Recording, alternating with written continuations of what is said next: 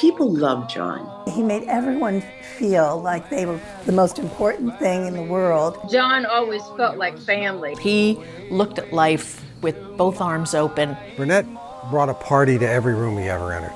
Jon was always warm, he was always caring, just a wonderful human being. He was the genuine article. The Jon you saw on television was Jon. There was no pretense. He was a man who was made to be on television. And people would always ask, is Jon Burnett as nice as he seems on TV? And the answer is yes. Pittsburgh first met Jon Burnett in 1982. Good evening, everyone. I'm Jon Burnett. And I'm Liz Miles. When KDKA hired him as the new co-host of Evening Magazine. It was incredible. I mean, I got to see the world. And as evening goes to Ireland, I'll test drive the first sports car in Irish history. It's a ride you won't want to miss. This is where it all begins, Main Street in Georgetown, California. Believe it or not, it's 6 a.m. and most of these folks haven't slept a wink.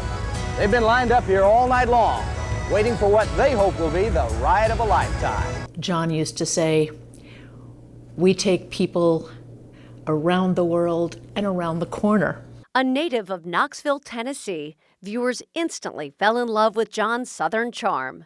There's something that comes through that screen, and you really can't fool it. And I think Jon was just a natural. I think of Jon as just being ready for anything. Tom Cruise and Jon Burnett did all their own stunts, and there was nothing that intimidated him. I'm Patrice King-Brown. I'm Jon Burnett, and this is Pittsburgh Today. In 1985, Jon also began co-hosting Pittsburgh Today. It was just like having your brother right there. I mean, somebody you could really tease, somebody who would tease you mercilessly, as well as the whole staff. He did that. I never had so much fun as I did the years I worked with Jon Burnett. In the early 90s, when both Evening Magazine and Pittsburgh Today ended, Jon returned to his roots as a weather forecaster. Jon Burnett is in the Weather Center where he's been tracking the storm. What's up now, Jon? Well, fortunately, Patty, the good news is that for all except Westmoreland County, things are beginning to calm down. Jon had done weather at his previous jobs in TV before coming to KDKA, so it wasn't a huge stretch, but it also wasn't automatically easy for him. But, you know, he took that challenge on with the same energy, and that's how he resonated with people because he was kind of our guy. For nearly 30 years, Jon was a trusted member of the KDKA weather team. When you saw Jon on TV, you would immediately say, that's a guy I wouldn't mind having in my living room, live and in person. He took the weather seriously, but he never took himself too seriously. Jon was totally unpredictable. You never knew what he was going to do next. It was always a thrill, in a way, to throw it over to him because you didn't know what for sure Jon was going to say. He was as comfortable on air as he was sitting with you having a drink off air. Jon was real. Yes, this is the way I am. This is how I act. This is what I say. This is what I do. This is Jon. He was real. And I think people always appreciated that. And I can agree.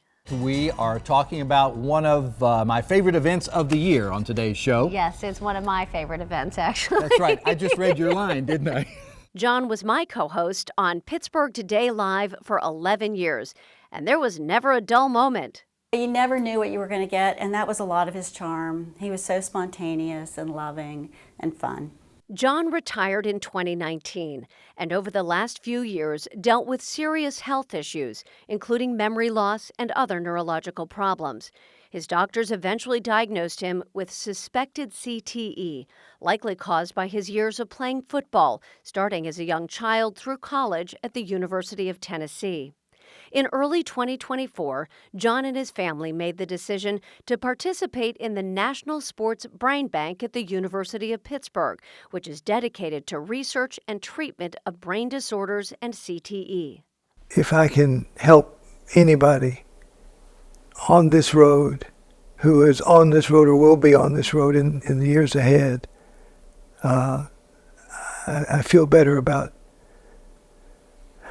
being able to do that and being able to learn from my experiences. Jon shared his story publicly in the hope of getting others to participate, but even he couldn't have imagined the response. Since our story aired, the number of people signed up to be part of the research at the National Sports Brain Bank has more than doubled thanks to Jon. A fitting final chapter for a man whose life was defined by helping others. I'll be seeing you in all the old familiar places. You never know what's going to happen in life, and Jon lived it to the fullest. He had the biggest heart, and he truly loved people. Well, there's the old saying, if you want a friend, be a friend. And that's how Jon had so many friends. He was a friend to people. He wanted to share himself with people. He wanted you to know him, and he wanted to know you. He knew how to communicate to that camera lens and make you feel like he was one of your best friends. If you were down, Jon would bring you up. You forget about your problems. He had that magnetic personality, and that doesn't come along often. I know viewers miss him, and I sure as heck miss him. He was a bright light in the world. And boy, when a bright light goes out, you know it. And that was Jon. He was my partner, one of the most significant people in my life. My TV brother, I will love him forever. I don't think I deserved it. I don't think I've been talented enough to be what I've been, where I've been, but I'm here and I've enjoyed every minute of the ride. But I'll be seeing